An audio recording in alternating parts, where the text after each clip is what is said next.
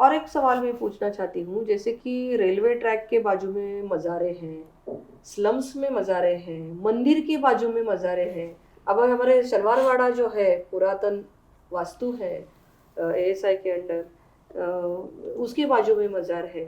बहुत सारे ऐसे मतलब पहले बोला जाता था देवगिरी प्रांत, अभी संभाजीनगर डिस्ट्रिक्ट है वो, वहाँ के बहुत सारे ऐसे मॉन्यूमेंट्स है, फोर्ट्स है सुरक्षित क्षेत्र में, और उसके बीच में मज़ार है, और मज़ार बोलते हैं कि हमारी वक्फ की प्रॉपर्टी है। ये क्या मसला है?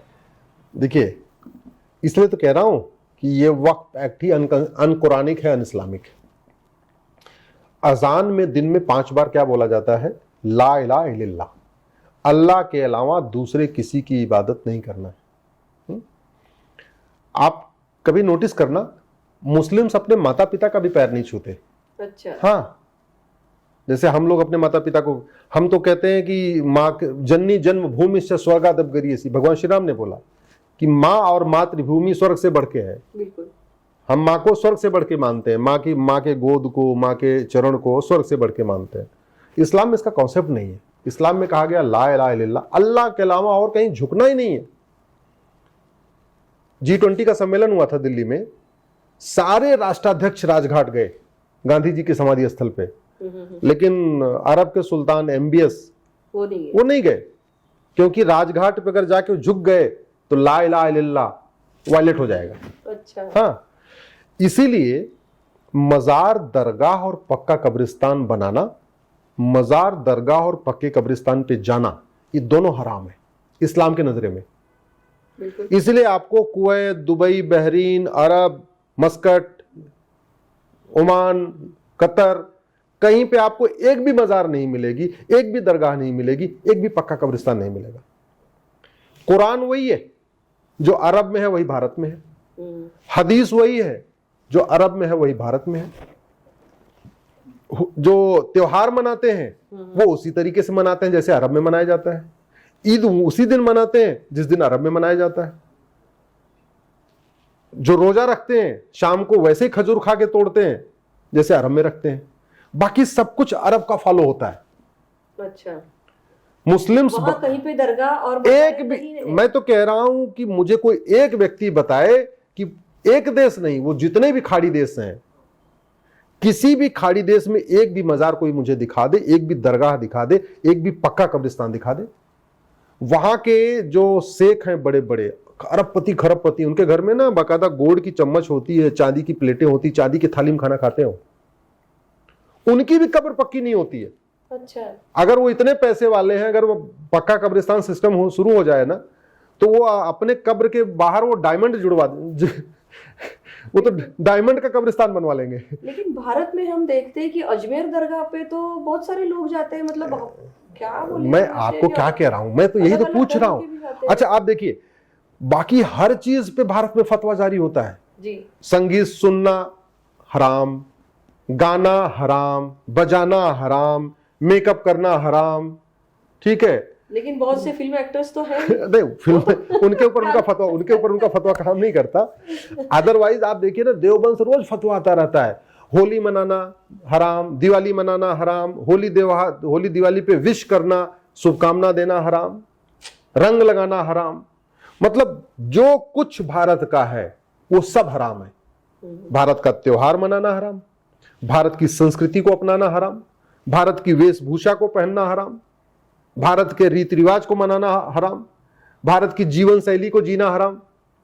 सब कुछ हलाल कौन सा? जो अरब में चलता है। लेकिन आज तक मैं कई लोगों से पूछ चुका कि ये बताओ मुझे कि भैया वहां तो मजार दरगाह पक्का कब्रिस्तानी भारत में क्यों है, उसके ऊपर ये फतवा नहीं जारी करते। क्यों नहीं जारी करते? फायदे के लिए। फायदे के लिए, एग्जैक्टली। और इसीलिए मजार दरगाह पक्का कब्रिस्तान पे मुस्लिम नहीं जाते, कन्वीनियंटली। थोड़ा भाई पैसा भी आ रहा है, मजारों से पैसा आ रहा है, दरगाह से पैसा आ रहा है, और लैंड जमीन मिल रही है। भाई अवैध आप घर कब्जा, अगर मान लो आप सड़क के किनारे घर बनाओ तो उसके तोड़ने के भी चांसेस रहेंगे। और घर बनाने के लिए आप कितना कब्जा कर पाओगे? 200 गज कर लोगे, 300 गज कर लोगे। लेकिन आपने मजार बना के सीधे 2 एकड़ कब्जा कर लिया तो आपका 2 फायदा हुआ। पहला तो आपकी सोर्स ऑफ इनकम बन गई वहां से, आपको नौकरी भी नहीं करना, बैठे बैठे वहां हिंदू तो पागल नहीं है, हिंदू मूर्ख, मतलब अब क्या बताऊं, कुछ कहना ठीक नहीं है, अच्छी भाषा ठीक नहीं रहेगी। ये तो कहीं भी जाके मत्था टेकना शुरू कर देते हैं, देवी देवताओं के सामने मत्था टेके चाहे न टेके, मजार दरगाह जरूर मत्था जाके टेकेंगे। अब उनको दो फायदा हुआ, जहां उनको 200 एकड़ जमीन कब्जा करते और फिर घर बनाने के लिए कहीं से लागत ना करते, तो वो क्या करते, पहले मजार बना लेते हैं और 4-6 साल में उस मजार में इतना चढ़ावा आ जाता है, उसी से वहीं बगल में घर बना लेते हैं, और न मजार टूटेगी तो घर भी नहीं टूटेगा। फ्रंट पे मजार बन गई और पीछे तरफ बढ़िया 3 बेडरूम फिर 4 बेडरूम का फ्लैट बना लिया, मकान बना लिया, तो सोर्स ऑफ इनकम भी हो गई, बैठे बैठे वहां पे नौकरी भी नहीं करना, धंधा व्यापार भी नहीं करना, सबको झाड़ फूक मारना है, ये करना वो करना, चढ़ावा भी आ रहा है, चादर भी आ रही, धूप बत्ती भी आ रही, मिठाई भी आ रही, फल भी आ रहा है, मेवा भी आ रहा है, और बैठे बैठे अपना काम शुरू हो गया। तो ये हराम है। इसलिए तो मैं कहता हूं ये कानून मजार को, दरगाह को और पक्के कब्रिस्तान को वक्फ डिक्लेयर कर रहा है, जबकि मजार, दरगाह और पक्का कब्रिस्तान हराम है, अन इस्लामिक है, अन कुरानिक है। इसलिए मैं कहता हूं ये कानून इस्लाम के भी खिलाफ है, कुरान के भी खिलाफ है, और संविधान के खिलाफ तो है ही है। बिल्कुल। और ये मजारे है ना, रेलवे ट्रैक के बाजू बाजू में है, इतना रिस्की हो गया है। कल ही घटना है, कल की, कि रेलवे ट्रैक के ऊपर ऐसी कुछ चीजें रखी गई थी जैसे कि वो रेलवे का एक्सीडेंट हो जाए।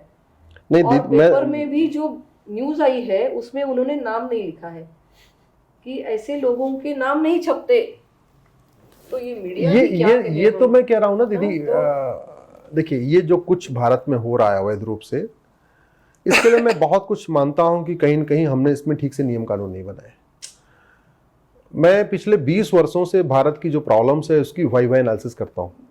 वाई एनालिसिस का मतलब जो प्रॉब्लम होती है उसमें 5 बार वाई लगाता हूं मैं, उसका रूट का समझने के लिए। रूट का मेरी दृष्टि में दीदी कोई भी भारत की समस्या लाइलाज नहीं है, भारत की कोई भी समस्या वर्ल्ड वाइड नहीं है। समस्याएं भारत में चल रही हैं और उसके लिए चारों स्तंभ जिम्मेदार हैं। विधायिका भी जिम्मेदार है, कार्यपालिका भी जिम्मेदार है, न्यायपालिका जिम्मेदार है, और खबर पालिका भी जिम्मेदार है। खबर पालिका ने कभी आज तक ये डिबेट ही नहीं किया। किसी न्यूज चैनल बताइए जहां ये डिबेट हुआ हो कि मजार दरगाह बनाना हराम है, तो भारत में मजार दरगाह क्यों बन रही, कभी सुना आपने किसी चैनल पर? डिबेट होती नहीं। भारत में इसी तरीके से हमारे जुडिशियल सिस्टम है, हमारे जजेस को भी ये नहीं पता। क्यों नहीं पता? क्योंकि जजेस ने न कुरान पढ़ा, न उन्होंने सिस्टम को समझा, और उनको लगता है कि जैसे मंदिर है वैसे मजार है, वैसे दरगाह है। जबकि एक प्लेस ऑफ वर्शिप है, एक प्लेस ऑफ प्रेयर है, ये अलग विषय है, इस पे भी हम फिर चर्चा करेंगे। मंदिर और मस्जिद में अंतर है, मंदिर और चर्च में अंदर है, लेकिन हमारे जजेस को लगता है कि मंदिर, मस्जिद, चर्च एक समान है। अरे भैया, एक प्लेस ऑफ वर्शिप है मंदिर, मस्जिद और चर्च प्लेस ऑफ प्रेयर है, और मजार दरगाह तो न प्लेस ऑफ वर्शिप है न प्लेस ऑफ प्रेयर है, वो केवल और केवल हराम है। वो हिंदू सारे मजार तो फेक ही होते हैं, उसके नीचे कुछ होता भी नहीं है। हम कह रहे कुछ हो भी तो, अरे भैया हिंदुओं में समाधि स्थल तो समझ में आती है बात, समाधि स्थल होता है, हमारे गुरुओं के बहुत सारे समाधि स्थल है। यूपी में देवरावा बाबा का समाधि स्थल है। बौद्ध में भी एक बार चलिए, जहां पे भगवान बुद्ध ने अपना अंतिम सांस लिया, कुशीनगर में, वहां पे लोग जाके वहां पे प्रणाम करते हैं। इस्लाम में जहां पे माता पिता का पैर छूना भी जायज नहीं माना गया है, जहां दिन में 5 बार चिल्ला चिल्ला के कहा जा रहा है, लाउड स्पीकर से कहा जा रहा है, ला इलाहा इल्लल्लाह, अल्लाह के अलावा कोई इबादत नहीं। हमारे आप में क्या है, जैसे कभी कोई जैन ये नहीं लाउड स्पीकर से चिल्ला के बोलता कि हमारे तीर्थंकरों के अलावा और सब कोई भी पूजा योग्य नहीं, कभी कोई नहीं बोलता। कभी नहीं बोलते। कभी बौद्ध कभी नहीं बोलता कि हमारे भगवान बुद्ध के अलावा और कोई पूजा योग्य नहीं है। हिंदू में हम राम की पूजा करते हैं, हम कभी नहीं बोलते भगवान श्री राम के अलावा और कोई पूजा योग्य नहीं। साउथ में जो शैव हैं वो कभी नहीं कहते कि शंकर जी के अलावा और कोई किसी की कोई पूजा योग्य नहीं है। जो वैष्णव है वो भी नहीं कहते कि भगवान विष्णु के अलावा, सब अपनी अपनी करते हैं, दूसरों को भी कर लेते हैं। इवन हम लोगों के मंदिर में तो हनुमान जी की भी मूर्ति है, शंकर जी की मूर्ति है, विष्णु जी की भी मूर्ति है, देवी जी की भी मूर्ति है, सबकी मूर्ति है। इसलिए हमारे में कट्टरता नहीं है। कट्टरता तब आती है जब आप अपने बच्चे को ये सिखाते हो, जैसे मान लो मैं सिखाना शुरू करूं कि हनुमान जी के अलावा कोई पूजा योग्य नहीं है, हमारा बच्चा खुद ही रेडिकलाइज हो जाएगा, खुद ही हो जाएगा रेडिकलाइज। हिंदुओं में, जैन में, बौद्ध में, सिख में रेडिकलाइजेशन इसलिए नहीं होता, हम सबको मानते हैं कि सच एक ही है, उसको पाने का रास्ता अलग अलग है, अलग अलग है, एक ये डिफरेंस है। लेकिन ये जो वक्फ है, मैं मूल मुद्दे पे आता हूं, ये पूरी तरीके से अनकॉन्स्टिट्यूशनल है, अनकुरानिक है, अन इस्लामिक है।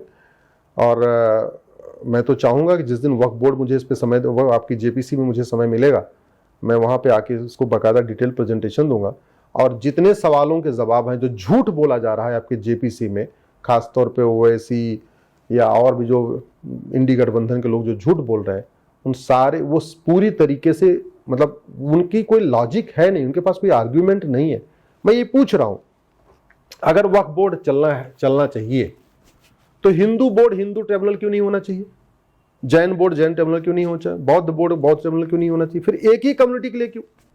एक बार चलो माइनॉरिटी के लिए समझ में आता है, कुछ एक कानून बनाते तो भी समझ में आता है, हालांकि माइनॉरिटी के लिए अलग से बना नहीं सकते।